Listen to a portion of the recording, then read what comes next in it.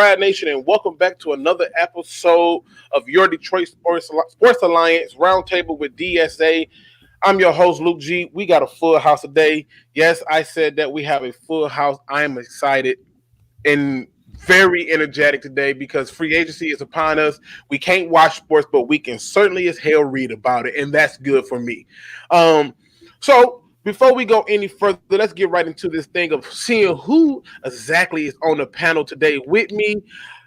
Let's start off first and foremost with our guest and our residential Patriots fan, but our residential coach, Mr. One, the Hook Cam. Cam, what up, though? What's going on, fellas? Thanks for having me on. I'm going to try to be in high spirits today, but no promises. No promises. It's okay. It's okay, bro. We understand the Brady thing. We get it. All right. I don't think you do understand it, though, Luke. I'm just saying. Then next up, we have one of the most smooth, calm, collected voices and the voices of reason, Mr. One Jim Bordeaux. I probably pronounced your name wrong. It's Bordeaux. I ain't hating. No, hey, man, welcome to the show, man. Thank you, man. I'm glad to be here. Going to be a great show today. Then we got the one person I hate working with because I can't stop laughing at him, Mr. Detroit Drew. What up, though? Well, Hook Cam, let me say this. Now you know what it feels like to be a Lions fan. Ouch. It's tough. It's tough. Hey, I don't think damn, man, it's tough. Dang, that's rough. Hey, but you know what? I'll get into the Brady stuff later. Well, let's get through the intro. Absolutely. Then we got Mr. 313, the heart of the city. J-Mo, what up, though?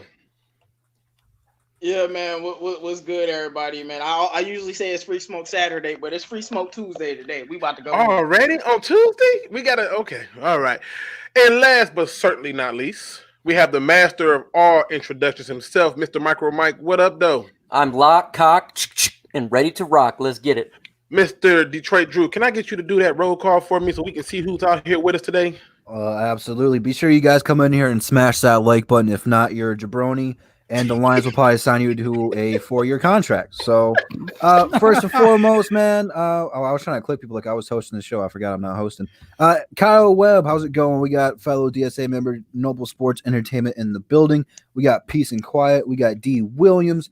We got James. We got James Dekai, Dakota, John Jones. I don't think that's the UFC fighter, but that's a pretty cool name. Kool-Aid and Cornbread. I would love some of that right now. The Dern. Tactical Puma 58, Cinco Bino. No, I know that's not right. Yeah, I know that is not right. We got Chris 799, Funky Nuts, Zra with a nah, Randy. I think that's everybody I got so far. There's a bunch of people. There's a ton of people, man. I can't keep up. Yeah, we got about 55 in here, man. Listen, before we get into the free agency, people, I was watching a video made by one Mr. Detroit Drew, and I thought the video was so well, and some of the things that he brought out immediately got me to thinking. I think he was right, and what he said is the Lions have no more excuses with the way that this new schedule for playoff teams are going. So wait a minute, I'm hearing somebody's like noise or car in the background. My bad, guys. Hold up, I got you. All right. So, here's the question the three questions that really came from that one particular video, which is, with the league going into a 17-game season, have the excuses ran out for this Detroit Lions team? If we go into a 17-game season, which means that we're going to get 14 total teams, 7 from each conference in the playoffs, have the excuses ran out for the Detroit Lions? And since this came from you, Mr. Detroit Drew, we'll start off with you. Yeah, it's over. We can't make any more excuses, whether you think we need to or not. If you're on the Patricia bandwagon, that's cool. I'm not here to knock you off your cloud or your thoughts and dreams of what this team can be, but you got to start looking at how things have panned out with us. They brought Patricia in here to be the guy to take us over that hump, and he hasn't even come remotely close to it yet. With an extra game and an extra playoff spot, you would expect them to at least be in the wild card if they're not going to win the division, which means the 7th seed would play the 2nd seed. So the 2nd seed no longer has a bye. And if the Lions aren't a top 7 team, then obviously it goes to show you that Patricia is not the guy. Maybe Bob Quinn's not the GM to have anymore. You might have to look at a full rebuild. But the excuses, they're done.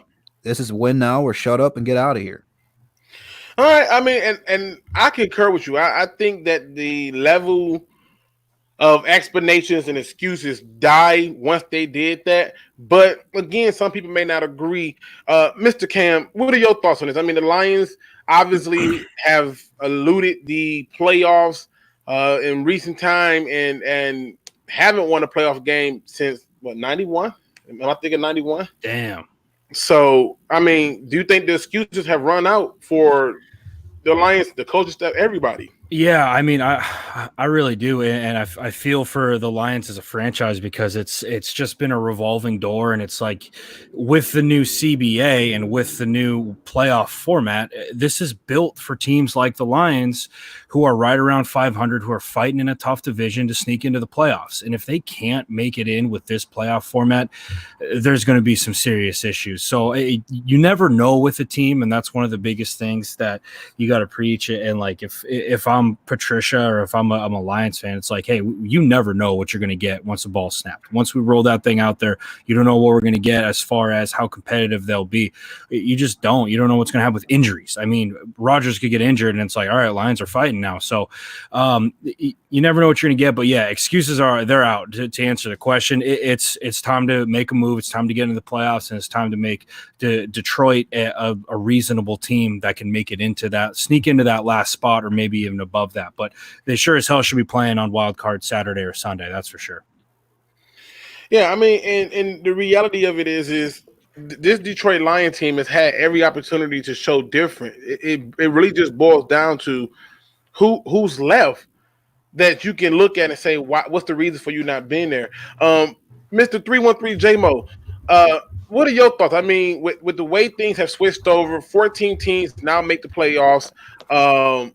Is the excuses and the time for the Lions to make the playoffs and win some games is dead now with that new move? First off, I gotta say, Hook Cam, I will be praying for you and every Patriots fan. My condolences. I appreciate you. Hey, like, dude, Pats fans don't need people praying for him, man. Like we've had as good of a run as any. Well, I'll keep going. My bad. I don't want to get into you said the head coach. Hey, you might not see that. Hey, Chicago had a good run too. Look at the Bulls. All I'm saying is, and I pray that we end up like the Patriots someday, meaning coming from a franchise that was trashed to the top. But with the Lions, well, first of all, the new CBA doesn't kick in until next season. So technically, well, I don't think Matt Patricia has any excuse. Before the Patricia lovers, he would have an excuse. But to me, no. To me, if you don't start the first 6 games at least 3-3, and that's a very low bar, trust me. I want to be way better than that. But if you're not 3-3 in the first 6 games, everybody need to be fired. Everybody need to go. Everyone. He said everybody. like everybody, just clean house. We 2-4, we 1-5. Just fire everybody. I mean, look, last time Martha fired everybody, we actually turned the season around. I remember it vividly. But Matt Patricia, it's time for him to prove something. I'm not a big hater about Quinn like most people, but if your guy turns out to be completely and utter trash, you're gonna have to take the fall for that, and that's why I said everybody. But no excuses, of course not, man. I don't care that the new CBA ain't until next season, but no excuses regardless. Ain't this supposed to be a win now year where Martha is threatening to fire everyone? Well, supposed to be. I mean, but again, to me, now first, J-Mo, the new CBA for the 17 games don't possibly go into effect till next season, but the 14 teams making the playoff, from my understanding, was very possible now. And so what you're starting to see is this level of people just saying, like Drew pointed out, you just can't have no level of excuse at this point. Jim, what are your thoughts? I mean, what do you think? Do you think the Lions are at that point now where you just can't, no more excuses? If we go to 14 teams make it. Let me make this really, really clear. They said they have to be competitive for a playoff spot. You're looking at 6-10, 7-9. You know, I mean, with that extra playoff spot, you might be able to make it there at 7-9. If we can't get to 7-9, there is something seriously wrong. And honestly, I don't think they're getting there. And yes, I would fire everybody, but I don't know about Bevel. That's the only guy I think that makes any sense in this whole organization right now. Yeah, No, I I agree. agree with that. There's some truth to that. I agree. Mr. Micro Mike, What up, what are your though? thoughts? What are My your thoughts, thoughts man? is I ain't in for this doom and gloom. We gonna go all the way. We are gonna win this coming season, and the One Pride fam is gonna be back. Everyone's gonna be drinking Kool-Aid, and then it's gonna be that real good Honolulu Blue Kool-Aid. Just like we have 91 in the chat right now. Let's get those thumbs up all the way to hell yeah. 91. Let's get it, man. Hey, I'm pumped. I'm lock-cock, man. I am ready for this team to go into this season and get some dubs, man. We got some new players on this team, and I think we have a chance to compete with another ability for an NFC team to go in the playoffs. I think we can get it. So let's do it. It's been a long time since we have competed for legit to make a playoff spot. Let's do it, man. Let's do it. So, look, man. I'm going to be the dissenter today. I'm going to be the guy that's rooting for my team. Let's go all the way. I don't care who's coach. I don't care who's GM. I do care who's running back. Deion Lewis, stay the hell away from my team, and let's go. I want some of what he's having. I know, right? Yeah, I do too. I mean, Mike is trying to be the mom that's cheering for her son, even when he's playing bad in sports. hey, listen. I ain't mad. I just, I totally get it. I just, and I see people that's like, oh, y'all sound like 97.1 a ticket. Love it. If you think we sound like them, more power to you. But here, we ain't finna lie to the people. Here, your opinion matters. And that's why your opinion was put on the screen. Here, if you disagree with what we say, there's always an opportunity for you to join this panel and set us straight. I have never shied away from that, I don't think, right? I'm pretty sure I let anybody on. So if you want to join in and you want to enlighten us and give us reasons why we should be excited about the things that's going on, I invite you to jump on. Now, the moment everybody been waiting for, Jesus. Let me just be clear, people. I'm going to do my best to stick to just the facts and nothing else. All right. The Detroit Lions, ladies and gentlemen, have signed one offensive tackle, and I'm going to try this name. Hala Palatelavate Vaitai. God bless you. Nailed it. That was it. You got it right. Okay, I'm just playing. I have no idea. So, Big V. AKA Big V, linebacker Jamie Collins, quarterback Chase Daniels, D tackle Nick Williams, and now I get to the very first, right up the gate. Let's start off with you, Mr. Jim. What is your thoughts with these current signings?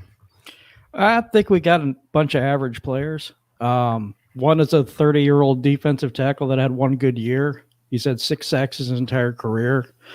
I know Micro Mike was saying he's a backup, but I mean, you pay that much money for a backup. I don't know. I don't like that signing, really. Offensive tackle wise, I think the guy's a better run blocker than a pass protector. So it looks like we better have a run game or Stafford's running for his life. Linebacker we got now. I've liked Collins for a while. He's getting up there now. He's 30 years old. That bothers me a little bit. But I don't know if he's going to take over for Kennard or not. But, I don't know what the plan is there. He's mostly been a middle linebacker, so I don't know. And backup quarterback, I don't know. His only good game has been his only good season was last season. He didn't have 2 touchdowns before last season. So I'm not impressed. I'll just put it that way. I'm not impressed. Yeah. Okay. Listen, I'm going to save mine for last. I'm definitely going last on this one. Okay. Mr. Detroit Drew, what are your thoughts about what we did so far in free agency? In a time in the world without sports, I'm not really looking forward to the Lions to come back, man. Look, I'm gonna be positive first before I go negative. Last year when we signed Coleman and Trey Flowers, I was happy and I was sipping the Kool-Aid. I was like, we could win somewhere between 9 and 11 games. We ended up winning 3. This year, I'm not feeling it. I'm not sipping the Kool-Aid. Anything that they do, I'm kind of just disgusted with. It's kind of just like a waste of money, in my opinion. But maybe that will translate to wins. That's my only positive outlook. Look, backup quarterback is not a position that we would need to go out there and my prioritize. apologies, Drew. I hate to cut you off, but this just in. Breaking news, the Lions have officially released Devin Kennard. We will be talking about it. Go ahead, Drew. Just want to put that out there. Dude, I mean, why would we keep making more holes for ourselves, man? Now, dude, I don't even know what to do with this team anymore. It's so frustrating, man. I'll save Kennard for a little bit later down the road, but God, dude, this is frustrating. For one, I don't know why we prioritized a backup quarterback for our fourth depth move. Like, there's other top free agents out there. You haven't done anything to impress me with the offensive line. Big V, he's okay, but you need more. You released 2 guys in the O-line. You only got 1 out there. That defensive line, that's still dog crap, man. You haven't addressed any of that. And I'm tired of signing people from New England. No offense, Hood Cam, but the only guy I would have wanted from New England, we've already had and butchered that relationship, and that was Kyle Van Noy. Outside of that, I'm not feeling it, man. I just think we wasted some of the money where we could have overpaid somebody that could have came in here and somewhat changed what we're doing. But I mean, come on, man, it's just like a waste of time. Okay, listen. I said I'm going last, and it's a reason for it. Mr. Cam, let's talk about it, man. I mean, you heard who I named that they brought in. What are your thoughts about it? And you being a Patriots person, you are familiar with Jamie Collins and stuff, and why he was there and why he was no longer there. But what are your thoughts about what the Lion hauled in so far? Yeah, I mean, I was always a Jamie Collins fan when he was on New England. I think that he fits so many different roles, and he's familiar with Patricia. So obviously there's some reason to that signing. At $10 million a year, though, assuming that's what it would be, that's just insane, man. Like, it's every year with the Pats, it's like every year, like Kyle Van Noy and Jamie Collins are perfect examples where you're like, they're going to walk 100% and they're going to get paid, and then you're going to say, well, New England would never pay that, and that's exactly what happened. But as far as versatility goes on that defense, he can do everything. Like, he can play outside backer, he can play Mike, he can rush, he can do everything. So in that sense, I get it, but the Lions made a bunch of signings in my eyes that I look at and I go, if this team was deep and making a run, I would be stoked about these because these are great depth signings. But that's not where the Lions are at the end of the day. The only guy who might be who you're expecting to start is Vitae, Big V. And he was solid in Philly, but he had to fill in when their starting tackle went out, and that's when they made their run. So all in all, if I'm a Lions fan, I hate to be that guy, but I'm not super excited about what's going on. I'm sure that you guys all feel the same way. As far as Chase Daniels goes, for some reason in the NFL right now, it is the hot commodity to sign a backup for decent money. I don't get it. We just saw the Browns the other day sign Case Keenum to $13 million guaranteed a year or something like that. It's just absurd. I understand it with how Matt Stafford's injuries have gone. That makes sense, but I don't know, man. These are a bunch of signings that I look at and I'm like, there's so many other gaps to fill on this Lions team. Why are they going and spending like this right now? But yeah, that's kind of where I'm at. So not super stoked about it. Okay. I mean, and listen, I'm going to go last for a reason. So I'm going to keep saying that until it gets to me. Mr. Micro Mike.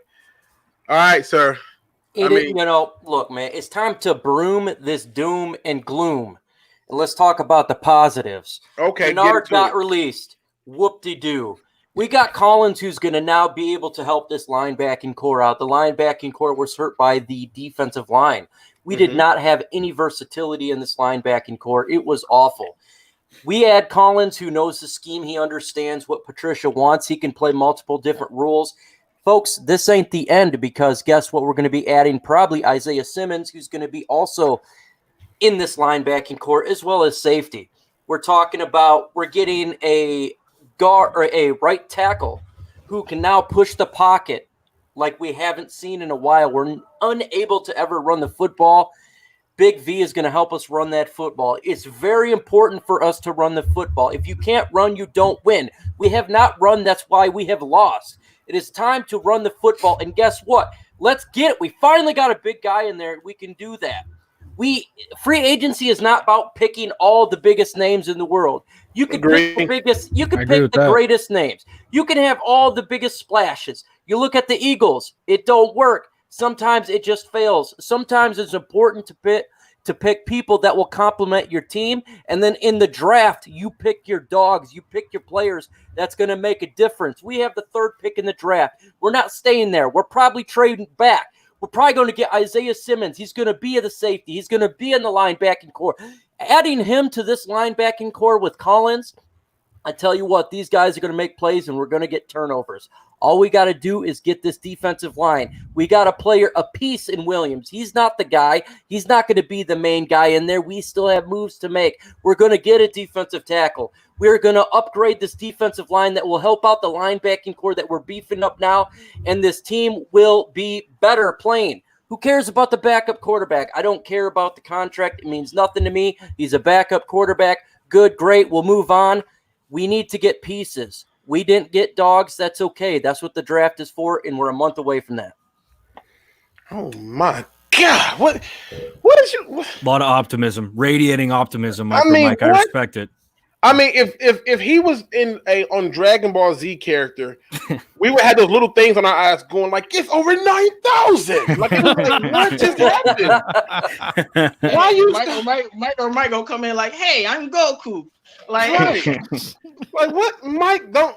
Okay, unfortunately, J-Mo, I'm gonna say mine for last. You are up, sir. What are your thoughts about what the Lions brought in so far from free agency? I'm gonna break down each move. I'm gonna start with Jamie Collins. I actually really like the Jamie Collins move, but the thing that has me upset is I wanted Jamie Collins 2 years ago before he went back to New England. But I mean, he's still a very good player. 30 years old isn't horrible for a linebacker. I mean, Justin Houston was 36 and was making plays in the Super Bowl. But so 30 years old, I think he'll be great for the defense. We didn't really have, and Tavai was a rookie, and that's why I think he's going to be so special because of how he was able to adapt. But we didn't have anybody in our defense that actually really on the linebacking court that actually really knew how to play our defense. Only people that really knew how to play the defense was basically Trey Flowers. So now you add another guy that can line people up in the right spot. He can play middle linebacker, so maybe you can put Tavai outside a little bit more so he can learn and grow, and maybe it helps out Gerard Davis. But I was assuming that we were going to keep Kennard, and then losing Kennard, I was like, what? And it's not like Kennard is some amazing player, world beater, but at least on 16 or 17 teams, Kennard will be a starter in their linebacking core. Not saying he's that amazing, but he's a solid enough guy. So I thought you were going to add them. But I think Jamie Collins he's definitely the best linebacker that we have now. And if you add that with Isaiah Simmons, that's a big if. Because as much as we want Isaiah, and as much as I know he's going to be a great player, I don't trust Bob Quinn one bit. So we're going to see if he actually takes the player he should take. So yeah, I like the Jamie Collins signing. He got $18 million guaranteed, $20 million in 2 years. So it's basically kind of like a 2-year deal. And if you become trash, we can just cut you in the 3rd year. I'm not really tripping over that, but my whole thing was, and I preached about it in my video that I dropped, I want the Lions to make a power move. Do something, go get a player that's really going to move the needle. And we didn't do it, but it is what it is. Now to Vaitai, Big V. Yeah, I wasn't too happy about paying this man $50 million. I mean, he was a backup, and I know he has more years. He has a 5-year contract, but Conklin didn't get paid $50 million. And I know he got way more money guaranteed, but how does a guy who better than you don't even get as much money than you? I don't care if it's more years, but it is what it is. He definitely is a bit much better. Probably might be the best run blocker on the team besides Frank Ragnow, but he's terrible at pass protection. So you have a Matthew Stafford-led team, and you're going to get an offensive lineman that's terrible at pass protection. So you have a Matthew Stafford-led team, and you're going to get an offensive lineman that's terrible at pass protection. Oh, yeah, the last 10 years. good luck with that. But that's how I feel about him. But Chase Daniels, I'm not really too upset about getting Chase Daniels. I mean, I feel like you have a backup quarterback to do what Teddy Bridgewater did when Drew Brees was out. He's not supposed to be some star. He's supposed to be a guy that you can plug in and win you some games. We had Chase Daniels last year. I definitely think we win at least two games, maybe three. Who knows? Because he's better than the guys we have, and we still have David Blau. And now David Blau isn't really like on the hot seat being Matthew Stafford's backup. That's probably a lot of pressure. So we can have Chase, and we can see how that goes with that. But who else? Who was the last person we got? Nick Williams. Because we trying to give you a chance to get through this, J-Mo. We only do 2 hours. We only get 2 hours. No, I'm getting through Nick Williams. Now, I actually like the Nick Williams move a lot. I think he's as a rotational piece, he was very good. He caused a lot of havoc to the Lions, caused a lot of havoc to the Vikings. And I like people who crush the enemy because that's what we need to be doing because winning the division should be the first goal. I think he's very strong. He can definitely get a push. And if you place him with some higher talent and have him in as a rotational piece, I think is very solid. I know he didn't have much of a career before, but I don't think he had much of an opportunity. His opportunity came with Hicks getting hurt, and he showed out. I mean, in those limited snaps, you get 6 sacks and 2 forced fumbles. I think that's pretty solid. And we didn't pay him. I mean, we gave him a $10 million deal in total. That's not too much for me, in my opinion, considering I think he'll be better than Snacks. And Snacks was our starter. But I'm okay with the Nick Williams move, but I'm not okay with J-Mo, bro. God, J-Mo, I hate to do you, bro, but wrap it up, B. Wrap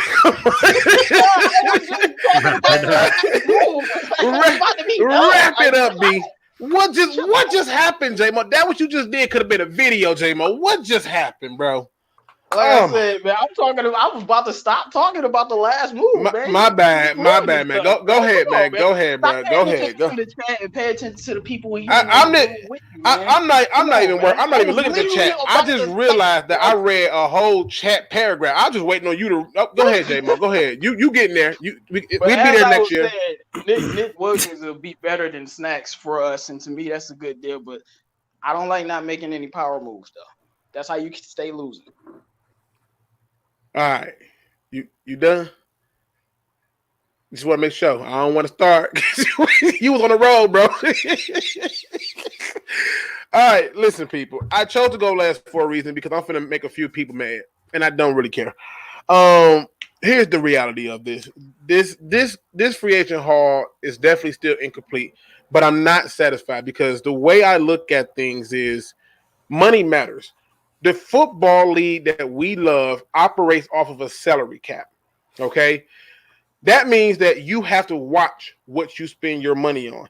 When you go through and you look at teams and what they spend their money on, you have to ask yourself, did you get good value for your money? Like if I can give each one of you a Lamborghini for $20, that's pretty good value, right? But if I charge you $1 billion for a Lamborghini, you feel like you got robbed. This is how I feel about this offensive tackle's contract. I don't care that he was a backup. I don't care that Pro Football Focus claims stuff. I don't care about that. What I care about is what does the money do? That's the first step. The second thing that I care about is this. If we are in a win now mode, who signs a player to a 5-year deal? That means if this man don't get it done, which I'm praying he do, I am praying that he proves me wrong and get it done. If he don't get it done, we stuck with this guy for 4 more years. $50 million is what they gave him. Here's my problem with Jamie Collins. You gave that man $10 million a year for 3 years. I get it. I get all of that. What I don't get is you got rid of a guy because you say he was a locker room disruption. Now, Cam, correct me if I'm right or wrong, but isn't that why they got rid of Jamie Collins in New England because he was a locker room disruption. That was one of the reasons, right? First time he left New England, I should say. Well, he got traded, right? Yeah, he got traded. He wanted a bigger contract, and from what I heard, he was freelancing. So basically, for people who don't know what's up, basically Jamie Collins would be like, "Hey, you're the middle of the field guy. You can't rush on this play," and he'd be like, "I'm going to blitz on this play," and they're like, "But you really can't do that," and then he would go and do it anyway. So that was the first time. Yeah, and now mind you, that brings me to point number 2. Here's a guy who just do what he want. Now y'all gonna say, well, he didn't do that in New England. Okay, but when he left New England, how did that work out? I'm not saying I hate the pick. I hate the money for the pick because I don't think you have to pay that.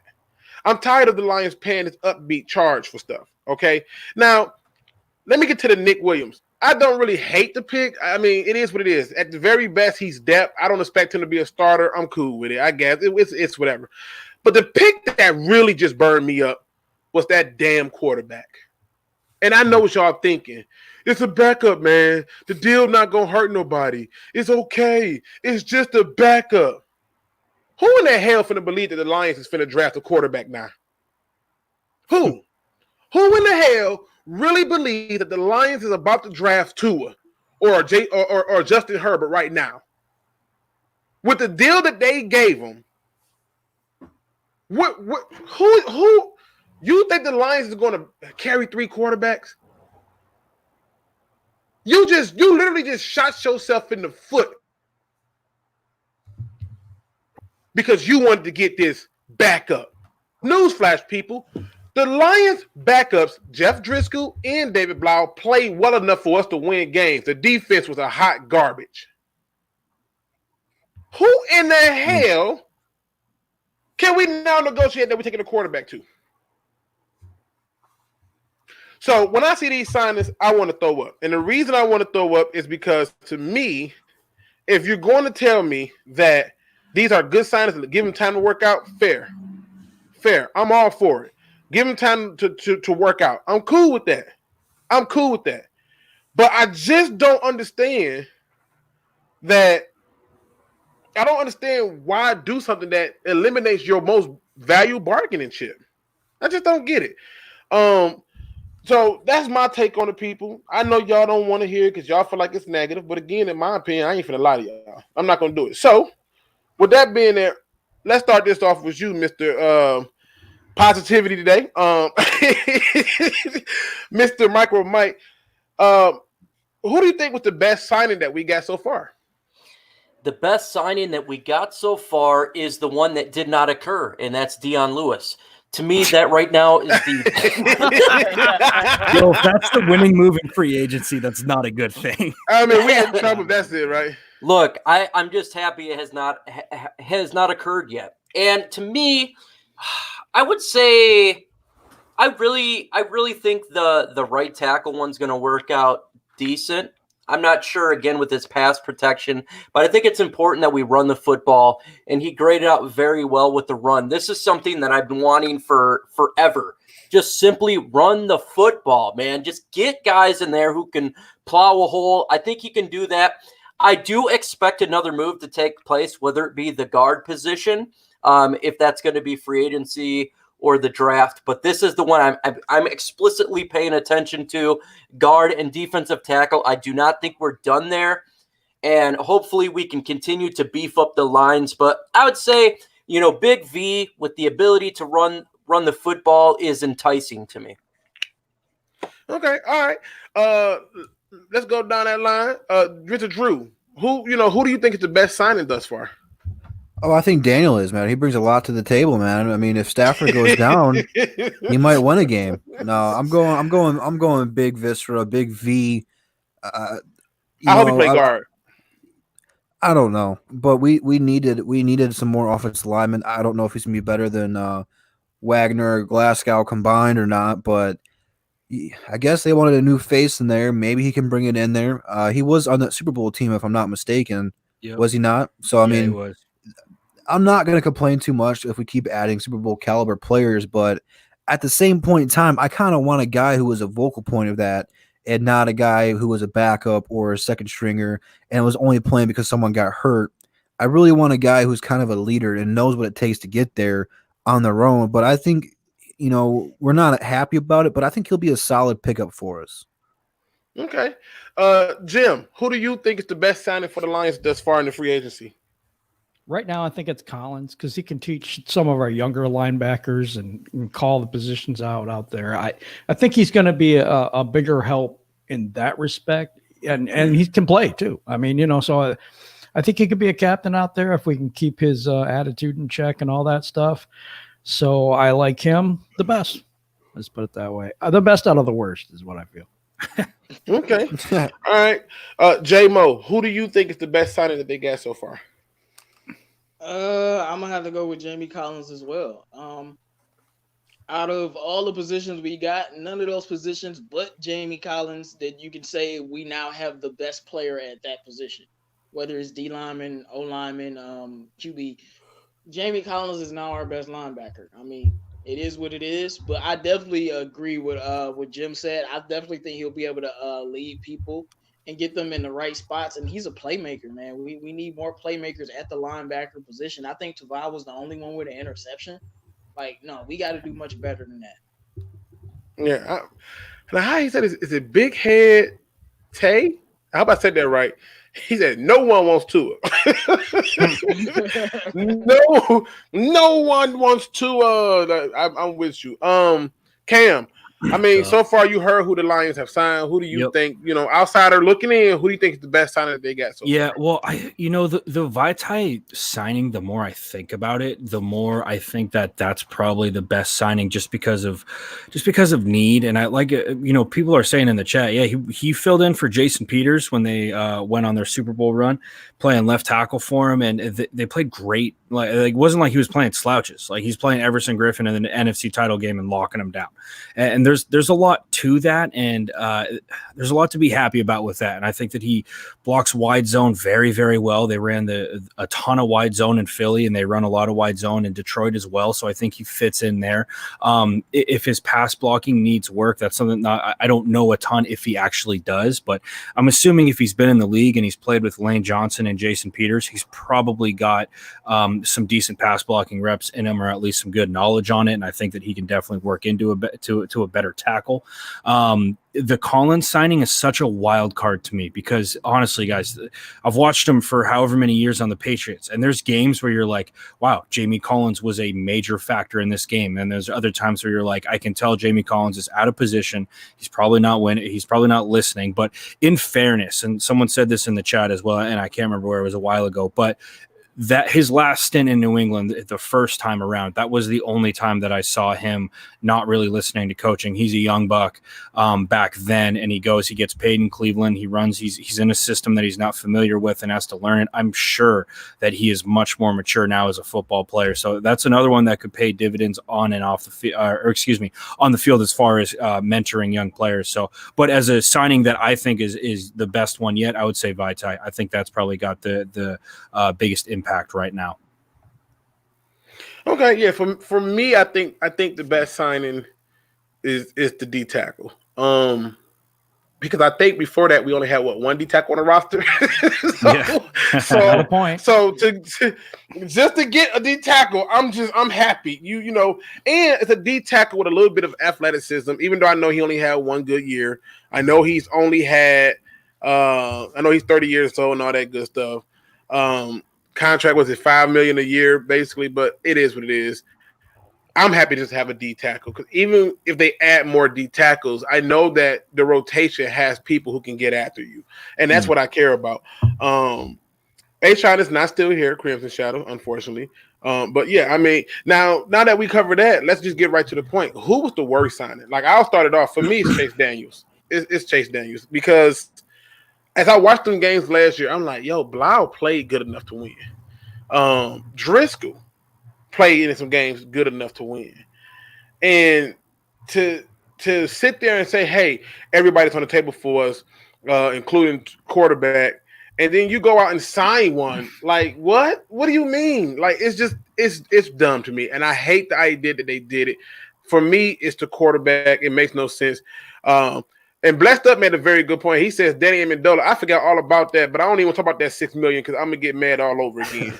So I'm just gonna stay with the quarterback. Let's start this off with you, Jim. Who do you think is the worst signing the Lions got so far? Mm-hmm. Yep. All right. We'll go on over to you. No, Mr. no, Detroit sorry Drew. about that. Oh, I okay. muted my mic. I had a little coughing fit there, you know. Sorry. Oh, about okay. that. So I didn't want it now, to get on the air. So, yeah, worst pick. You're gonna have the government knocking down his door if he's talking about this. Right. You should have kept that. They're going to try to that a carry secret, me man. out, you know. National Guards here and all. Just kidding. Go ahead, Jim. Who's the worst? The worst of the worst pick. Man, I got to go with Daniels as well. It's too much money for the backup position. I know that it's going to matter, but I like what Luke said about the us trying to at least make someone believe we're going to take Tua or someone else, so that we have a little more leverage in wanting to trade down and getting more picks. There's some things that this team does that they're just idiotic. They're just idiotic. Right to the point, huh? I mean, listen, the people gonna say you being negative. I think you just being realistic, and to me, it's you. You just have to be able to call a spade sometime, and everybody's not gonna like that. I can respect everybody's opinion. Mike, who is the worst? And now listen, this is gonna be hard for Mike because Mike is living his best life. So you can't tell him nothing right now. My best life. All right, Mr. Positively. Mike, talk to me, man. Who's the worst signing so far? When it comes to these signings, I'm not really mad. I don't even think there's like the worst signing. To me, they're filling spot signings to me. There's nothing that really upsets to me, in all honesty, when it comes to the players that we got. When it comes to the quarterback, the backup quarterback, he's a backup quarterback. Like I'm indifferent about a backup quarterback. It don't even think about that. When it comes to defensive tackle, I'm happy we got a rotational defensive tackle. Again, I'm not too annoyed by that or anything. The only thing I can really think of is maybe Don Muhlback, but he's always been on the team and he's going to continue to be on the team. But, Wow. I forgot they even did that. Come on, Mike. I love me some Don. I love me some Don Muhlback. I'm not in hate of any of these moves. Hey, I'm just saying. He said Don Muhlback. I'm thinking about he is the only player left from that 0-16 team. Yeah. Hey, so that's some food for thought right there. Cam. Oh wait, I think I did you already, didn't I? For what, worst signing? The worst, yeah. No, I did the best one. I might have gone a little long. Sorry. I had read a mention and I was like, what? Okay. Oh, yeah. Who do you think is the worst signing that we've done so far? I haven't really put a ton of thought into this one, Luke, but when you were talking about how you have, because I'm going to say Chase Daniels, and my backup to that is backup quarterbacks are like a necessary evil in football. You hate to have them. You hate to have to go out and sign them. But when you need one, you really, really need one. You need somebody who's serviceable.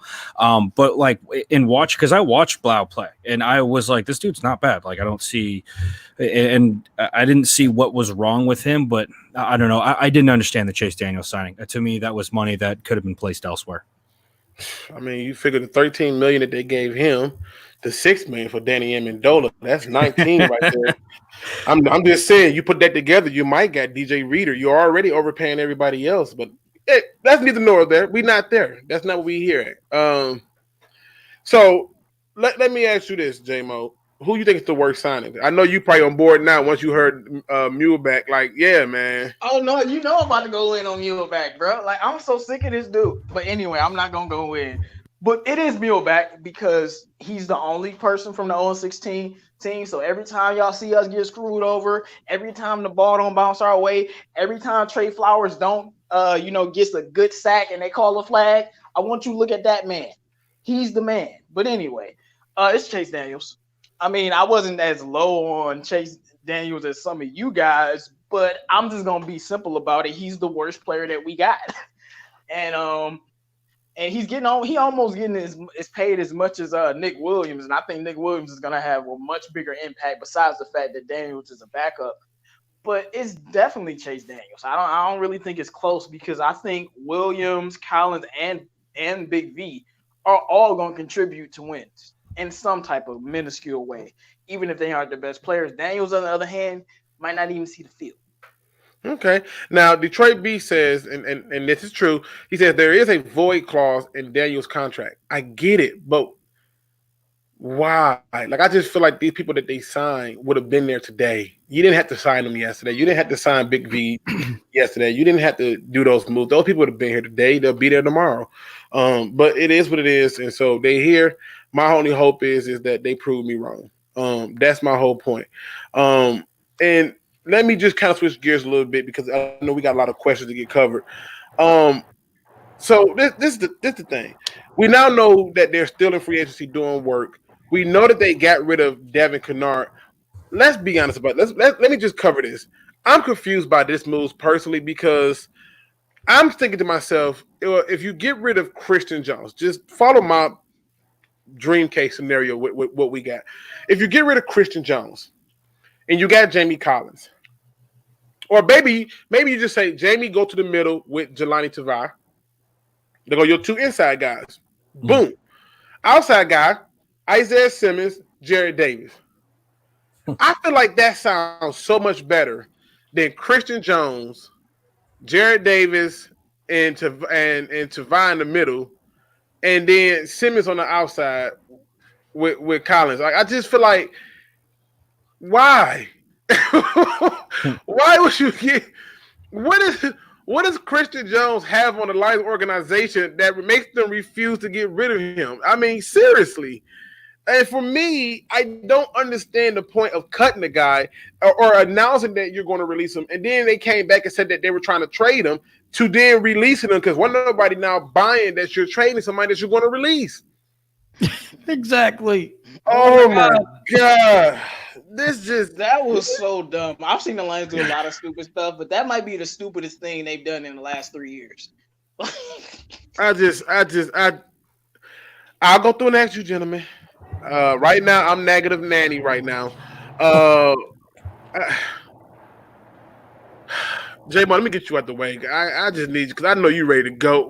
Why, J-Mo? Why did they cut Devin Kennard? Make me feel better. Well, as soon as we cut or attempted to trade and then cut Devon Kennard, I instantly went on Twitter in all capital letters was like, if we cut Devon Kennard and Christian Jones is still on this team, I am going to lose my mind, bro. Like, seriously, because I've been saying in this document, Christian Jones has been trashed since he's been here. I'm like, this dude is garbage. This dude, a new year, this dude is garbage. A new year, this dude is garbage. And I don't know why he's still on the team. He clearly got a relationship with Martha that we don't know about because it don't make no sense.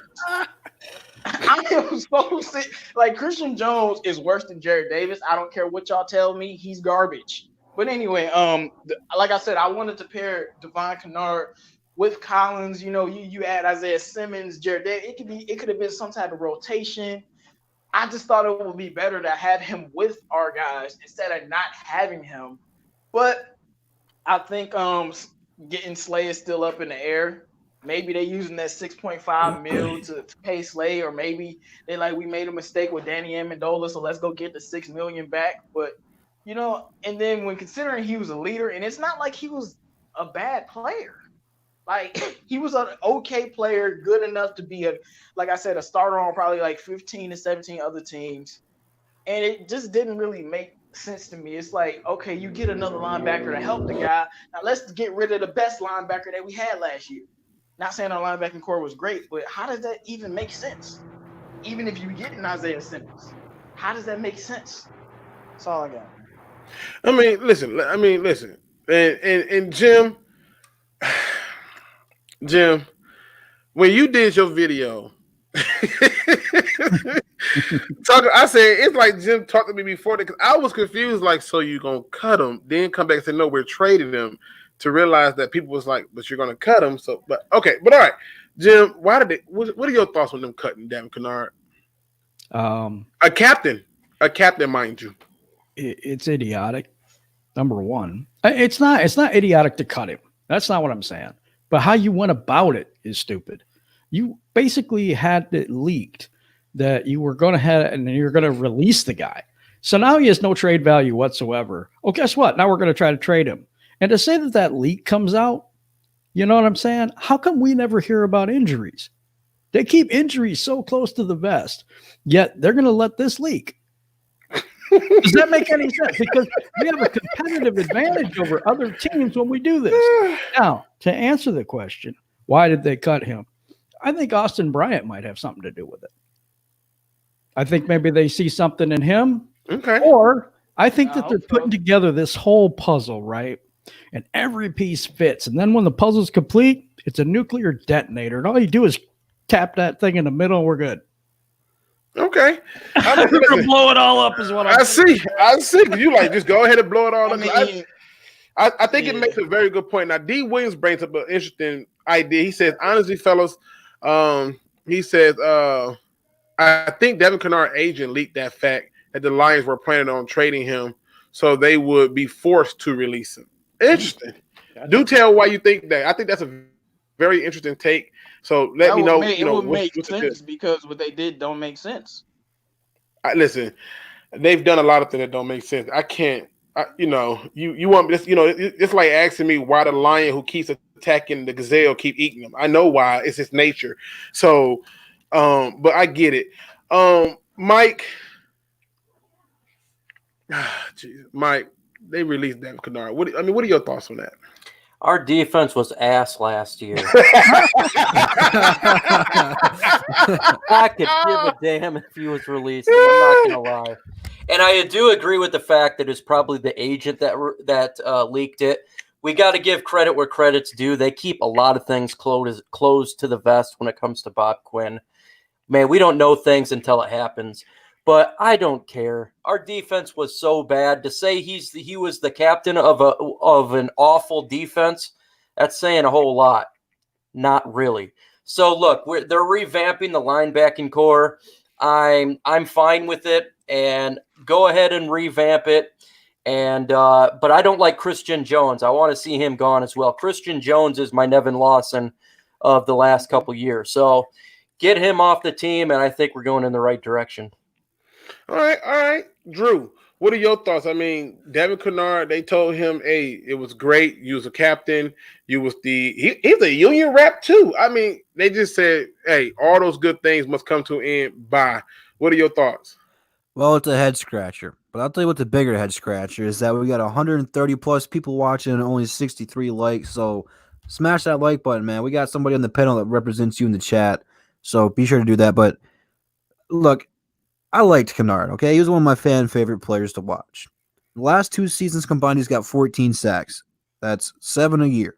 It's not lights out, but it's not dog doo-doo either. It's a pretty solid contribution to the team. You cannot blame one player for having a poor defense.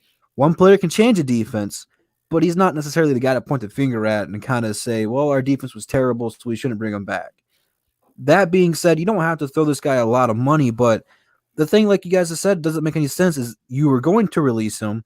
5 minutes later said, oh, no, we want to trade him. And then since no one was like, well, you're about to release him, we'll just pick him off of waivers or give him a new contract. Why in God's green earth would someone trade for somebody you're about to get rid of? It doesn't make a lick of sense whatsoever. I'm checking my date here. It's March 17th. With this move, I thought it was 420 the way they were smoking something, man. It doesn't make a lick of sense, man. April 1st. I don't know if we got Snoop Dogg or Wiz Khalifa in our front office, but puff, puff, pass, man. Man, hey, all I'm going to say, don't disrespect Wiz Khalifa and Snoop Dogg. They not even this stupid. They not even this dumb.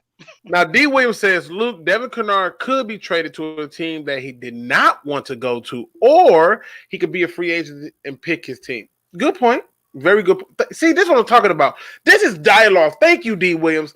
This is dialogue. I have a view. You like it. You don't like it. You give me a rebuttal. I can follow. Cool. This is beautiful. Thank you, D. Williams. Roman New Age says, Christian Jones signed a 3-year extension worth $10 million a year. Y'all ain't heard? No, I sure didn't. If somebody can get on top of that to see if that's true, uh, please do tell me. But listen, let's go on down the line. Cam, I mean, I'm gonna switch gears one more time, just for the hell of it, because I think it's funny at this thing. Now, this question came straight from Jim's beautiful mind. Are the Lions, from your outside view looking in, are the Lions acting or approaching this offseason like a win now team? Man, off the top of my head, no. But like when you sit there and think about the options that they had, you have to imagine that a guy like Tooney is on the top of their list, and you can't really go and make a move when the Patriots franchise tag him. So you take him off immediately. You would want to go see them go after a guy like Ted Karras. Maybe he just wasn't in the cards. He's still out there too. They could still go and sign him. But they addressed their offensive line with Vaitai. That's definitely a need for him. But if you're asking me just straight up, are they approaching this like win now? Unless they've got something in the cards to make a big time move on draft day, no. To me, this still looks like a team who's trying to build, and they're looking at next year and saying going to be another rebuilding year. I'm not seeing any big time moves that you're like, oh damn, the Lions are legit now.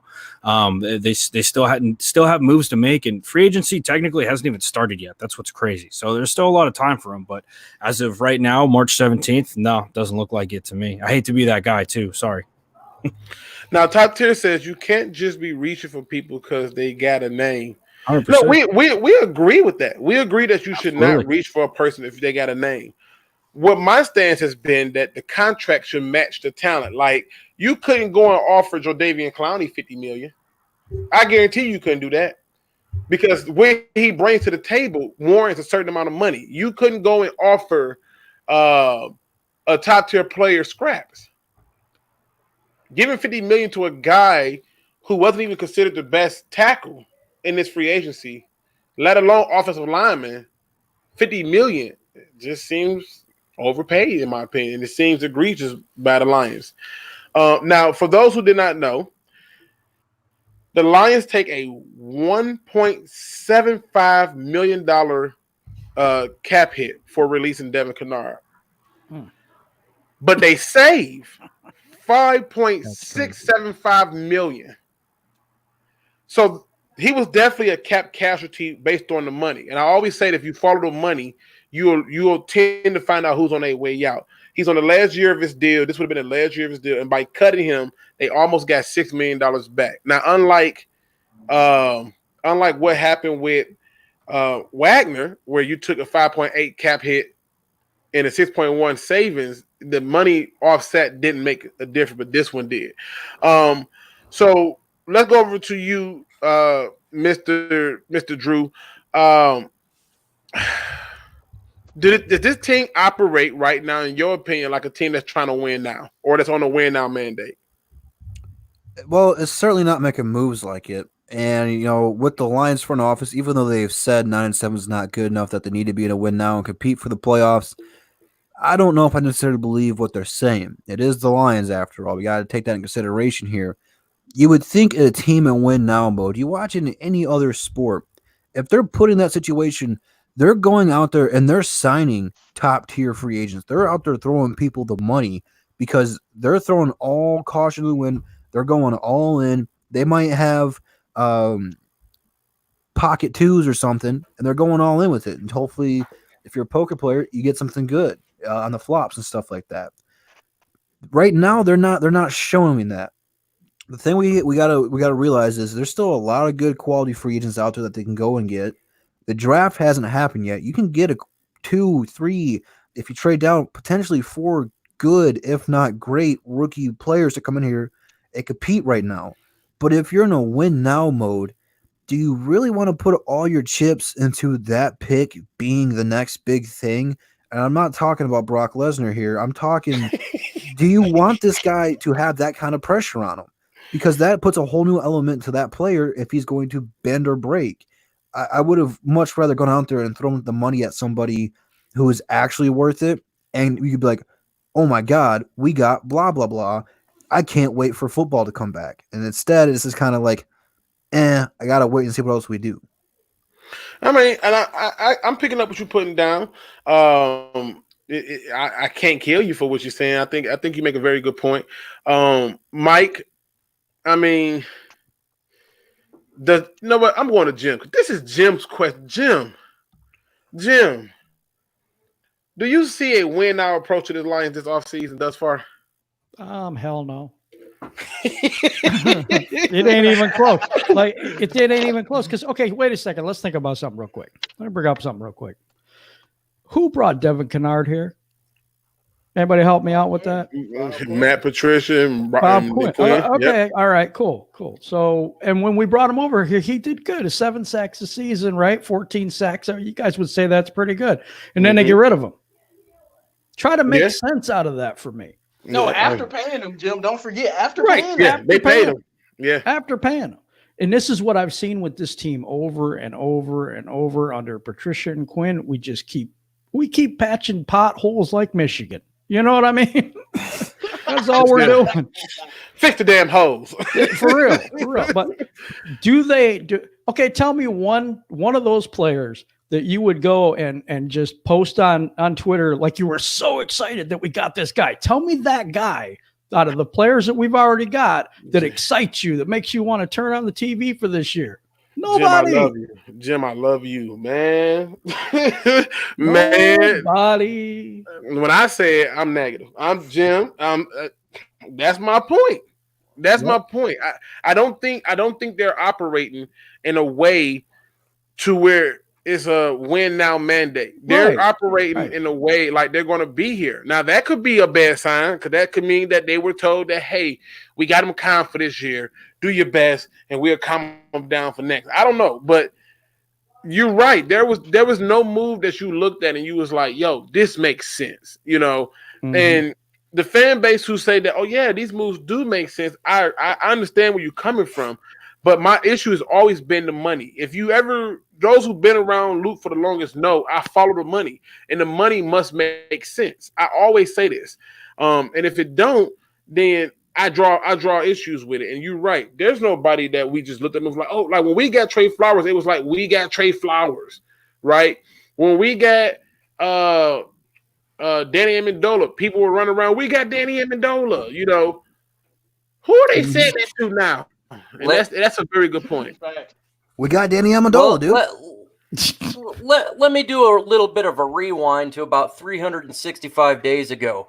Lions signed Trey Flowers. Lions signed Jesse James. Lions signed Coleman. We're going to do great. These big names we got, we went 3-12-1. I don't care That's about true. the big names. And this year we got even worse. Right now, I'm not caring about the big names. I want to get the guys that are going to play, who's going to be on the field. These guys aren't injured. They're going to be contributing in a way or factor.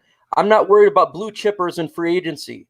I'm worried. I'm looking forward to, not worried, the blue chippers in the NFL draft, because that's how you win. You win by building through the draft. These guys that we got in free agency are just pieces. These are not the guys that are going to put us over the hump. It's the NFL draft. Trey Flowers didn't put us over the hump. Jesse James didn't put us over the hump. Coleman did not put us over the hump. It's going to be the people that we draft in this draft here. It's going to be the Isaiah Simmons if we take him. It's going to be a Chase Young if he fell to us. It's going to be a Derek Brown if we get him, or an Okuda. That's going to be the game changer that we're going to have.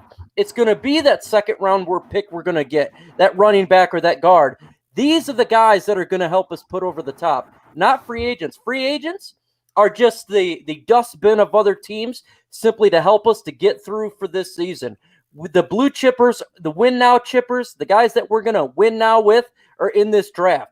Let's not judge it right now. Let's judge after draft day. When the draft is over, then we could talk about the win now. What we do in this draft is going to determine how well this team goes forward and the health of Matthew Stafford. Why do I feel like I just got like chastised by my dad? No, I mean, you ain't got to do anything like that. You ain't got to do us like that. Now go to your room. Right. I forgot that Matthew Stafford got hurt. That's the only reason we had that record. I just put in there, and the context. health of Matthew Stafford. I'm just saying, like, you talking about the free agents didn't do anything, but They Stafford was hurt. Just I remember because, when we got, just I because, remember just we because got you get Anquan big Boldin names and does Marvin not mean you're Jones, going to do and well. they helped us make a playoffs. We got So Anquan here's my- Boldin and Marvin Jones and free agency, and they helped us make the playoffs. Free agents matter. They do matter, but they're not the blue But I don't. chippers. Yeah, The yeah. guys I don't you think. get is I don't in think he the said that, though, NFL draft. The people that you Yeah. get in free agency, unless you get a Tom Brady or a Peyton Manning, guys that don't come around that much, or getting a guy that came from the Eagles that went to the Green Bay Packers and helped them win a Super Bowl, those guys don't come around much. Most of the guys in free agency are average players. We can go spend out and spend $1 million to nominate Asamoah. We can spend $1 million and get, Byron Jones for $17 million a year. That doesn't help your team out. $17 million a year. We need to get compliments and build through the draft. Okay. Yeah. It's tough to I do. think, I think. I don't agree with that, but I'm gonna let him have his opinion. No, I think Mike is making a good point. I don't think that he's claiming that. I don't think he's claiming that. You can't do it without it. But I'll put it like this. He makes some very good points that's hard to argue against. And he's right about the big names. For me, I'm not looking for a big name. I really am not. I'm looking for those players that I think strengthen the part of the defense that matter. I heard Mike talk about this for a long time about us getting pass rush. I don't see how the guys we add get pass rush in a system that's a don't bend but don't break type of system where you want everything in front of you. I just don't see that. And to me, when I look at these signings, I want to feel like that the direction they're going is where they're going to be. I'm not feeling that right now because some of the moves that we make, and I'm sick of it, is where we're spending too much money, and so that's where I get off the train of saying it's just too much. Now, on a brighter note, mind you, this is a rumor, but the rumors have it that the Detroit Lions have been in talks with the Kansas City Chiefs for defensive tackle Chris Jones. Man. Woo, we finna get into this one real. That's a big deal. No, that is a big deal. My question to you, gentlemen, is what are your thoughts on that, and what do you think it's going to cost to get a guy like Chris Jones away from the Kansas City Chiefs? Let's start off with you, Drew. Matter of fact, Drew, we take that. Jim, let's start off with you. What do you think it's going to cost them if this is true? And what does this mean for the Lions? What are your thoughts? Oh, wow. This is tough. Number one, his contract is huge, which is, I don't care. I mean, I think this guy is a game changer. I don't think we have that right now. What is it going to cost? Wow. If it costs our first round pick, that's a no for me. I can't do that. Yeah, I couldn't do it if it was the first. No. No. But I think it's going to have to be a second or third. I mean, come on, it's got to be a second or third, and maybe a player thrown in. Probably, You know? but these comments. So he's under contract. You got Yeah, tagged. You got franchise tag. He's You would tagged. have to trade for him. Yeah, Yeah, you got to he's trade. tagged. You got to trade, and then you got to re-sign him to an extension. That's the only way to get rid of him. That's rough. Now, Dwayne Hogan says it would take a first. Boot Jr. says it would take a house and a full family. That's what I'm saying. Would I want him? Yeah. It's going to take a third-round pick and Darius Slay. They want a cornerback. We want a defensive tackle. I'll do Let's that. make the trade. I think I'll Mike do is on to something with that. I think to pry to pry Chris Jones away from KC, it's going to take a Darius Slay in the third rounder, I would imagine. Dude, the number 3, you're not sending a number 3 overall for Chris Jones. I know that's very like a Madden-like trade, but I just can't see that happening. Not with the potential you could grab with an Isaiah Simmons or whoever you could pick at the 3 spot. But when you talk about game changers, man, Chris Jones is very legit. You look at Kansas City's defense with no Chris Jones and with Chris Jones. Different animals. This dude is as advertised. So I'd love to see him on the Lions. I think he would be an outstanding player for him, and a breath of fresh air. And clearly Patricia doesn't like the blitz. So the only way you're going to get pressure on a quarterback now is with stud defensive linemen. So he's definitely a guy you got to have your sights on if you're Patricia. I mean, for me, I just look at it and I say, you already know it's going to be multiple picks, and it could take as much as Slade plus a second. And for me, I would not do it. If I have to come out of Slade and the second for Chris Jones with this draft, I would just much rather just pay Slade and just go and draft me a D tackle. To be honest with you. As long as Isaiah Simmons is not right there in the first, I would even take it in the first round. But to me, it just don't make sense to keep giving up capital when you got holes. We need everything to be filled, and they got a lot of time to get it done. So for me, I don't know if I would be down to do it. It would be too much for me. Drew, what are your thoughts? I mean, do you think the Lions, what are your thoughts on this? I mean, possible trade for Chris Jones, and what do you think it's going to take for us to get him? This is why you don't release people, man. You could have thrown Devon Kennard in this, man. But yeah, I do like the Darius Slay projection for that one. Obviously, I think Darius is going to be moved, if not in this offseason, by the deadline. I don't think the Lions are going to bring him back, unfortunately. It's kind of sad to see. I wish we would. I like Darius Slay, and you don't want to kind of have these falling outs, but he's been very open against the regime, against what's going on there right now. To get a player who's coming off a Super Bowl, like I just said, who was a big part in what they were doing, because if you go back and watch those games, you look at Patrick Mahomes and that offense, and they were lighting it up, but you can't come back from a deficit if your defense doesn't step it up. It takes two to tango, man.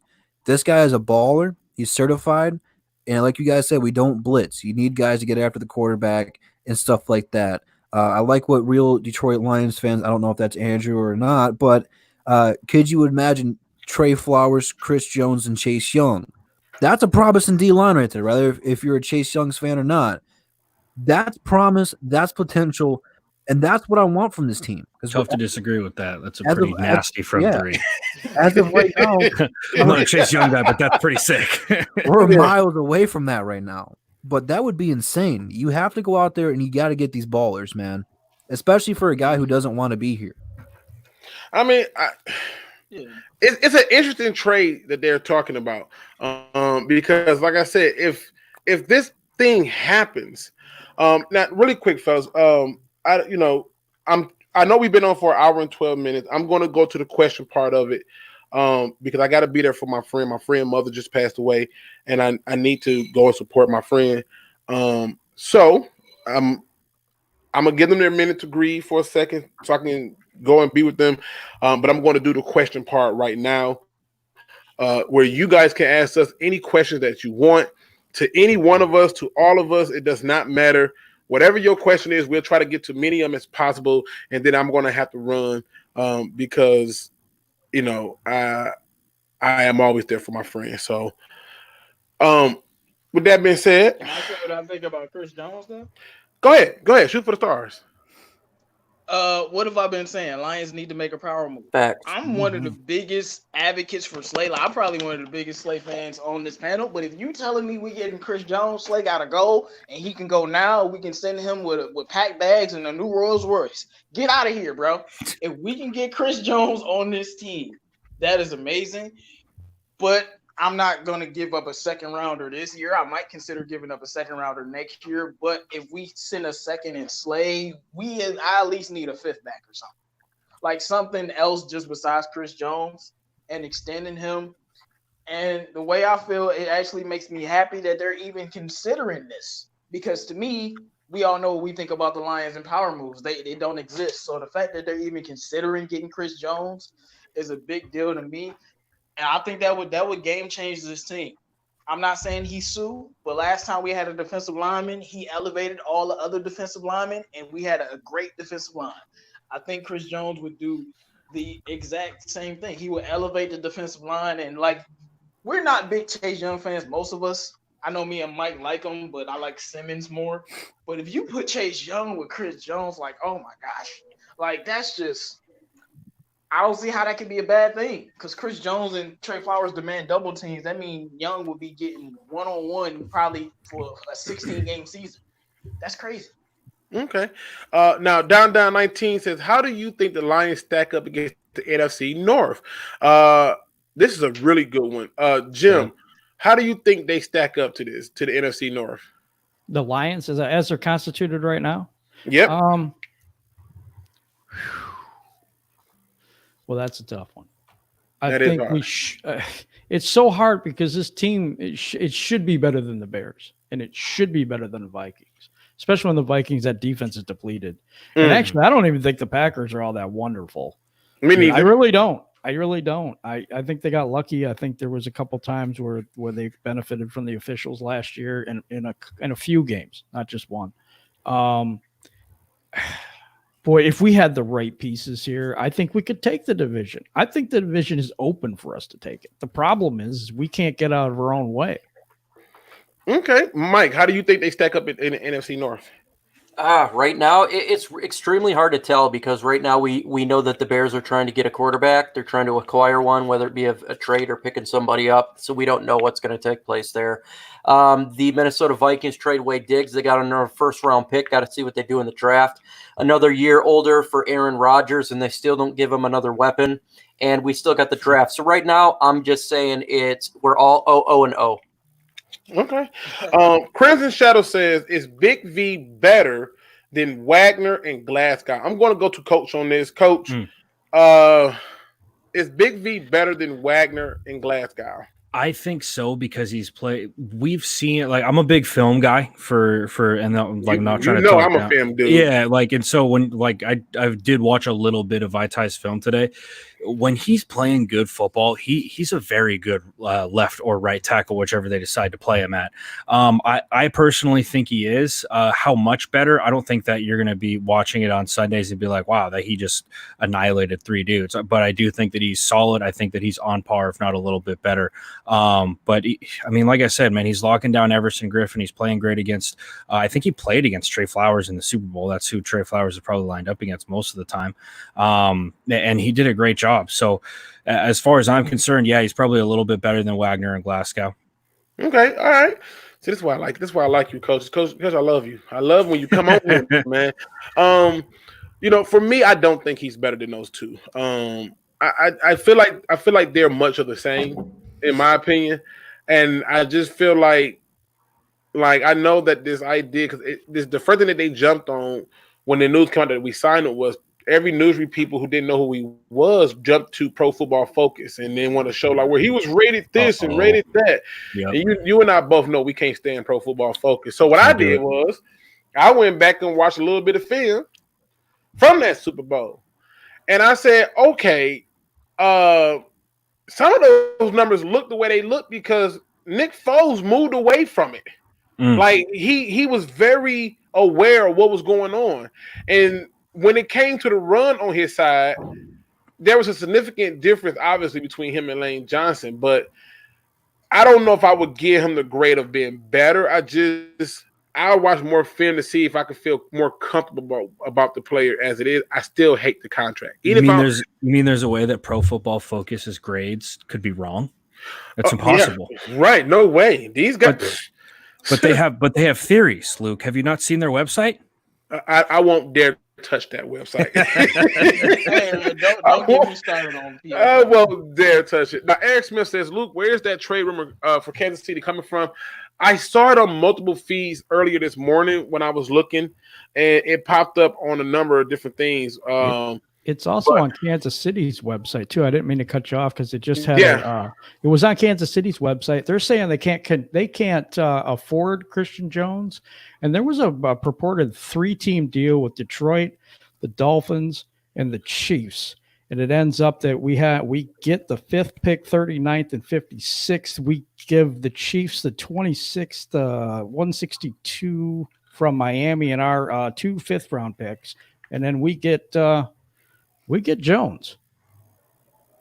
Man, you just blew my mind with that. I literally followed it. I followed it, but I still was like, yo, I know. So essentially, you walk away with Chris Jones. Yes. You then essentially come out with the 5th pick overall. You give up the 26th pick, but you now have 2 additional seconds, and you lose a 5th. Yep. So essentially, you lose 2 5ths. 2 5ths, right? 5ths.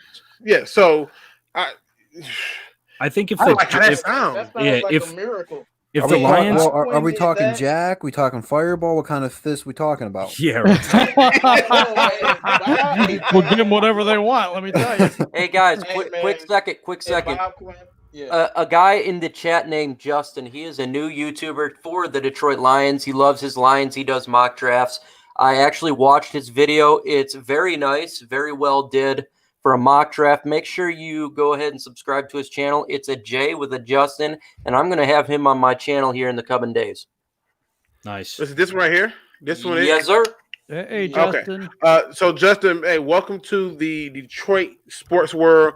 Make sure you put your link in this chat so people can click on it. Because I don't have it yet. So leave it to Mike. Mike always find it. Now, PC Payload. This question he got, I'm gonna read it because he all types of wrong for the hell of it. His question is, what the hell are y'all using for toilet paper? Don't play. Listen, it's hard out here in these streets trying to find toilet paper right now. You know how hard it is to get a pack of toilet paper these days. People buying toilet paper like it's gonna be the Walking Dead tomorrow. Okay, so don't be judging us right now, man. You out cold, bro. You out cold. Just hopping in the shower afterwards, man. Whatever happens, happens. Right. Hey man, and make sure you wash your hands. I work at a facility, and the facility that I worked at came positive with some COVID-19, some patients. Make sure you guys stay out of crowds. Yeah, I'm literally out here giving people like air high fives, like, hey, and I don't even want to speak to people. I'm literally giving sign language because I'm nervous. Like, listen, let me just go ahead and sign to you from a distance and hope you understand what I'm saying, because my spirits is a little afraid. But let's get back to the questions. We go down to, I know I missed one. They coming in so fast. Jesus. All right. Blah, blah, blah, blah. Nope, no, I'm gonna skip that one. I'm looking for the best of the best. All right. Oh, that's why it's not right. Okay, let me get on down here. Bears Vikings help us. Let me see. Question: what do you think Chicago ends up with? Who scares you the most? I don't want Chicago to get Cam Newton. Yeah, me either. I don't want to get Cam. And I can't stand Cam Newton. I am not a Cam Newton fan. I cannot stand him. But Cam Newton on that team, and the fact that I know that they're going to run the ball more with Montgomery, I don't want no parts of it. I was talking to basically be like the Panthers when they went to the Super Bowl almost. Yeah, I was talking to Mike and TA, and I was telling them that, they was like, yeah, the Bears could get Teddy Bridgewater, and I was like, oh, cool. I'm not afraid of Teddy Bridgewater. I'll be more afraid of Trubisky because he can run. And they was like, man, you crazy. Bridgewater's better. And I was like, I'm just not afraid of him because I watched Bridgewater play great under Sean Payton. I think he had an okay time in the Minnesota Vikings. But overall, he don't scare me. And Trubisky don't neither.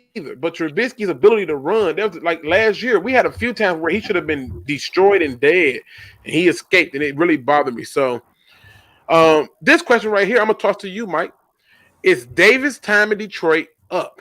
No, this is his last year, though. This is his last chance. He'll get this year. If he doesn't square up, it is clear that we get rid of linebackers, then he will be out.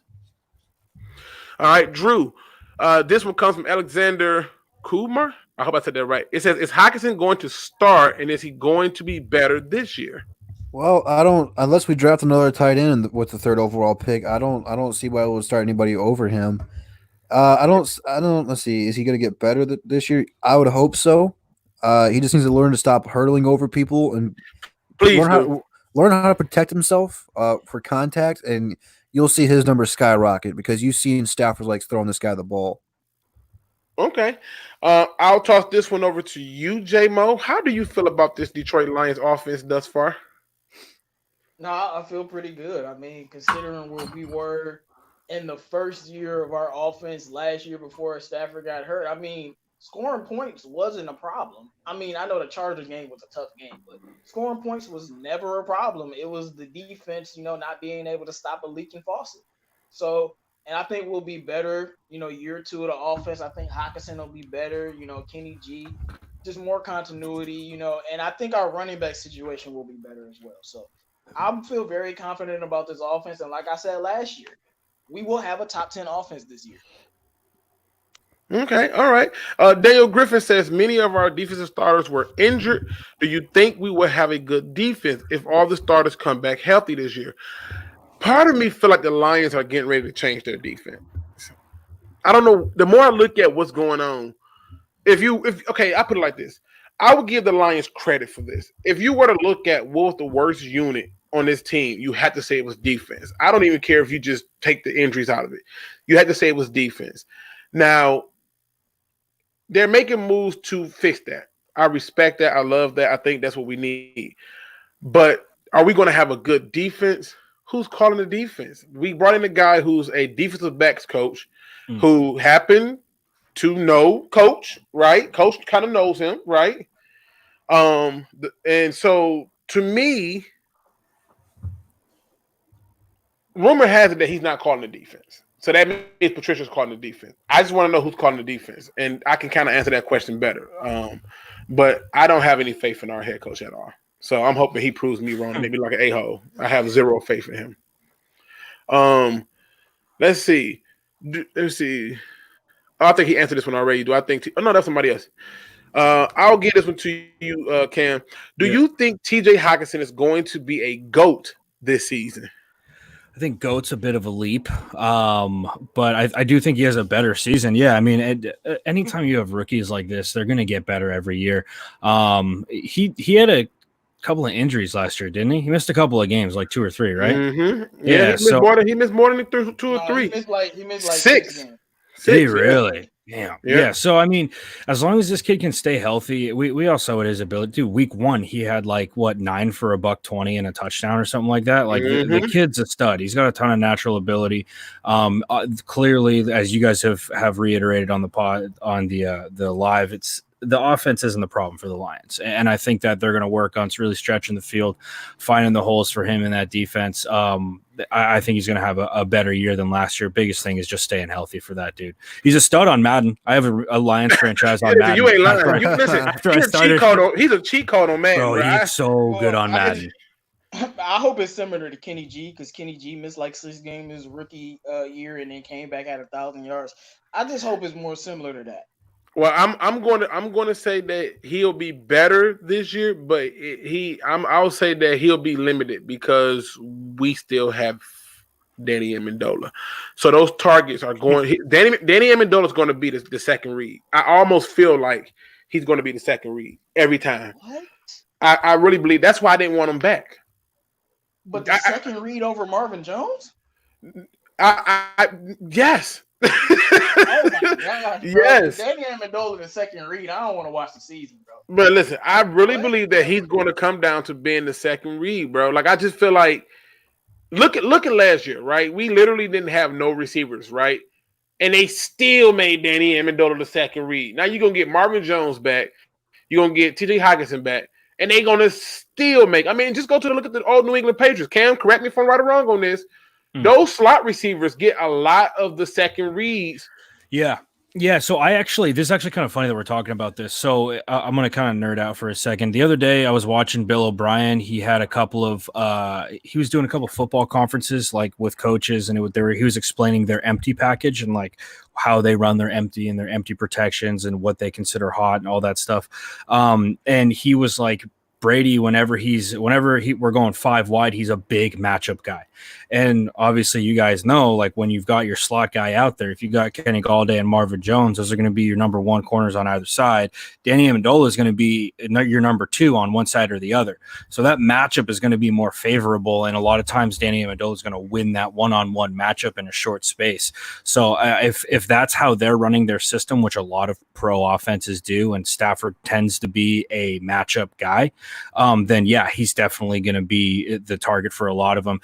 And if they can get TJ Hawkinson into a situation where they're in a 3-by-1 and he's on a backer, dude, it's tough to not take that. But yeah, just with the what's up? Go back. You can't. You listen. Everybody not following that 3-by-1. You gotta. You gotta. You can't go there, Coach. You gotta. My bad, guys. Take it down a little bit. What's the 3-by-1 for those? So 3-by-1 is when you have 3 receivers on one side and one on another. I call that 3-by-1, and then that's how I was taught to call it. And then 2-by-2 is when you're even in your formation, so you have 2 receivers on each side.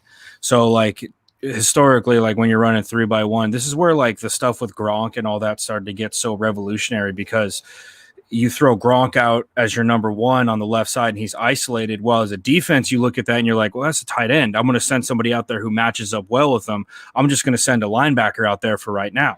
Well, now you throw Gronk out there one-on-one with a linebacker and he gets smoked. Your linebacker gets smoked. And you're like, all right, well, I can't do that. I'm going to send my corner out there. All right, well, send your corner out there. We're going to run a slant and you're not going to be able to get inside on him. So Amendola, he's usually the number 2 in a 3-by-1. So he's the guy in between the number 1 and 3 guy. Is everybody following on that? Yeah, listen, I'm already with you. I'm following you. I'm just not with the. And this is one of the reasons I did not want to bring Amendola back. I just was like, no, don't do this, because you're going to create a situation that's going to be. It takes away from you being able to do more. So that's all I'm saying.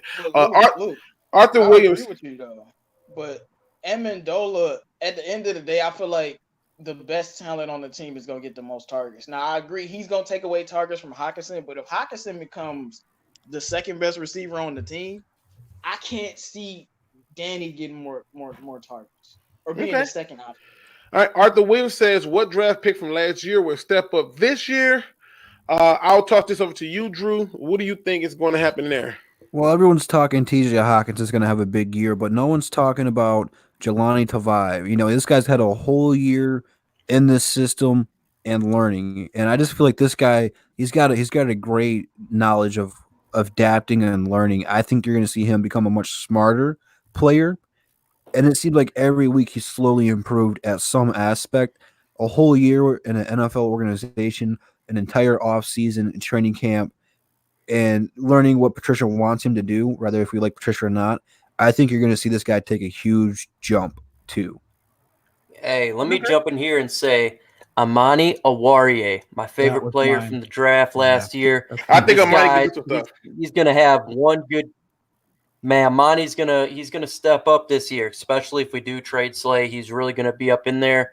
I think he's going to be a special player. He showed from preseason he was raw. End of the year, he was really looking sharp, man. And so I think Amani's going to have a good one. All right. Now, Baron, I hope I said that right. He says, what are we doing this offseason? Trying to fix holes that we have. That's what we created. That we created, but that's what we're trying to do. Dwayne Hogan, right? Dwayne Hogan. I need to know how old you are. He says if the Bears get Newton, game over for the Central. Huh? We ain't been to Central in years. How old are you? You got to tell me how old you are, because that right there, if you know about the Central, that's interesting. You know, speaking of the Central, I'd be way more concerned if they got Jameis Winston. He's going to kill us 2 games out of the year, man. No, I wouldn't. Jameis Winston turned that ball over. Cam Newton would be a problem. Not against us. He might lose to Green Bay and Minnesota, but against us, he's going to have 400 to 500 yards and 3 or 4 touchdowns. No, I don't think so. Okay. All right, ladies and gentlemen. Winston threw a pick against us last year, man. Like, that boy is scrub. He also won. Daniel Griffin wants to know, as of right now, and I'll get it to everybody, starting with you, Mike, what are our 2 biggest holes that's still left? Defensive tackle. We need a game changer right now. Okay, that's 1. 2, right guard. We need to have a mauler at the right guard position. All right, what say you, Drew? 2 biggest holes right now. Coaching staff and I-75. Dang it, Drew. Man. That was a good one. Listen, Drew. Me and Drew thinking the same thing. Don't get me started. Me too. J-Mo, 2 biggest holes. Well, I was gonna say Matt Patricia, but Drew took the cake with that. I'm like Matt Patricia, but I would say running back 2 and defensive tackle, because we don't have a running back with Carry on straight, but he needs somebody with him to split carries because of his body. Or to push him in his wheelchair. Oh. Right. But, you gotta chill, not right. Chill on Carry on, Jim. I'm telling you. Because when you go to the Patriots and win a Super Bowl, we're going to be looking stupid. Yeah, true. But no, we definitely need a defensive tackle, though. Cam, what is our 2 biggest holes right now? Outside of looking in, Yeah, I'm right in line with Mike. You have to fix your defensive and offensive line, and there's still guys out there who can do that. Like I said, this draft is insanely deep. You can pick up a guard in the 3rd or 4th round. Legit, guys. If they make a move for Chris Jones and they can draft a guard or 2 late, this team's looking a lot better. And those I'm sticking by those 2, guard and D tackle. Okay, Jim, 2 biggest holes for you. I'm gonna go with Mike as well. I think it's both the lines, but if I had mine, I would say the Ford family and GM. Hey, I'm just gonna call it a spade. For me, it's safety and D tackle. I know that every good team or every good defense was completely shored up from the middle of the field, from D tackle to the linebacker to the safety. You can go out and get the world's next Warren Sapp. If that middle linebacker behind him ain't doing his job, it don't matter. And if that middle linebacker behind him is doing his job, but the safety play is trash, it still don't matter. Go and look at all the greatest defenses and tell me which one did not have a complete up-the-middle set, from the Pittsburgh Steelers to the Seattle Seahawks to the Giants. They literally had D tackle, linebacker, and safety. And I think we need a linebacker. I mean, we need a D tackle and we need a safety. So them the 2 biggest holes. Now, let me see what else we got in here. I'll answer maybe one more question, then we out of here. Let me see this one. I think the stupid Lions grabbed Collins so they can justify taking Okuda over Simmons. Shaking my head. Okay. I hope not. Let's hope not. If that's the case, we got a problem. So that would be an issue. All right, people. I wanna go and give my friends some support because I gotta get out of here. We'll close this out right now. Man, I do appreciate y'all for rocking with us. But like I said, I really want to go and be a support to those who support me. So with that being said, we start off with you, Cam, aka the Hook Cam. Yes, sir. Talk to the people for that final thought. Appreciate a good thing when you got it, fellas, because before you know it's going to run away to Tampa Bay and try and win a Super Bowl. It's sad because it's like I want to feel bad for you, but I'm like, nope. New England has lived its best life for 100 years. Yeah, like I don't know, like I see a bunch. Like I had to stay off Twitter today. I was going to lose it. But dude, Brady gave everything he could to New England and to that franchise. 9 Super Bowl appearances, 6 Super Bowl wins. I've heard nothing but great things. I actually went to the same high school as Brady, and I've heard nothing but good things about the guy from day one. So I hope he does well in Tampa Bay. I'm still a Pats fan, so I'm really interested to see where they go from here. But hey, enjoy a good thing when you got it, fellas. You got to stay inside for a little bit. Hey, kick back, relax, watch a little Netflix, and have a good one. Hey, absolutely. Mr. 313 J-Mo, what you got for the people for final words? I'm like I said, I'm very upset with us not making any power moves, but the draft is still coming up, so I guess we can have some optimism. But if the Lions get Chris Jones, Bob Quinn, I will take everything back I've ever said about you. If we get Chris Jones and we not giving up Slay or a second or a first, I don't know how that's even possible. Bob Quinn, you are a god. But I don't think that's going to happen, but it would be great for us. I just hope we fill the rest of these holes with the running back and offensive line and the defensive line. And, Lions looking like they going into a 7-9 season or a Stafford in the fourth quarter, please save us season like always. But we'll see what happens. Okay. Mr. Detroit Drew, what do you have for the people with the final thought? In a time and era where toilet paper is hard to find, I have a fridge full of Drew Weiser, so I'm ready for this quarantine lockdown. And in a time where sports shows are canceling left and right, DSA has still got your back for all things sports. So, we got you guys covered. I'm also going to have to get one of these Tom Brady Tampa Bay jerseys because Tampa is my second NFL team. So I'm ready for that, man. Good Let's time. go, baby. Tommy Tampa. I'm all for it. Yeah, TB let's and go. TB and TB. Michigan in the house. Jim, let's talk, man. What do you have for the final thoughts? I know everybody thinks I'm negative and stuff like that, but I've been suffering through this team for a very, very long time. I see patterns. You know what I mean? I got to give you what I see. I don't want to sit here and take the hopium and all that other stuff that we do and not really look at it for you guys. So I'm going to give you the truth, and I'm not going to sugarcoat it. Facts. All right, man. I can't knock that one. And last but certainly not least, Mr. Micro Mike. What up, though?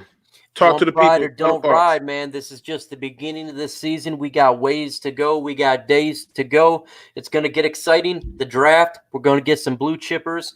And I'm going to say this about that. Please don't be no chump. Wash your damn hands. I wish you on that. As always, ladies and gentlemen, thank you for coming. I think we reached as high as 147, so appreciate that. I know it's a lot going on. As Jim said, we're not trying to be negative. We're trying to give it to you for real. We don't want to give y'all falsehoods and stuff like that. And if you have an opposition or a different view, share it. If you feel like we're not representing the Lions in the way that you want, you are more than welcome to come on and set us straight. Trust me, we enjoy it. We want that type of interaction. I like to try to end every show on a positive note. So right now we are in a small crisis, and I'm starting to realize that there was something fundamentally wrong with us as a whole. What I mean by that is it's crazy when people are panicking that they got to stay home. Okay. And it got me to thinking about what are our real values? And that's what the message is today. Make sure that you got values that you can stand on. Make sure that you got values that no matter what the situation is, whether you are on a boat in the middle of nowhere or you are in outer space, you can stand on those values and know that you are comfortable, you are relaxed, and that there is no need to fear because you have power over your own fate. I find it odd that too often we forget how powerful we are when we allow others to sway our thinking and we allow others to sway the way that we should feel about what we think. With that being said, ladies and gentlemen, make sure you be smart about your thoughts and yourself. Respect one another, love one another, and make sure you subscribe to all the members of the DSA. And as always, don't be no chump. Please do your research. We are out.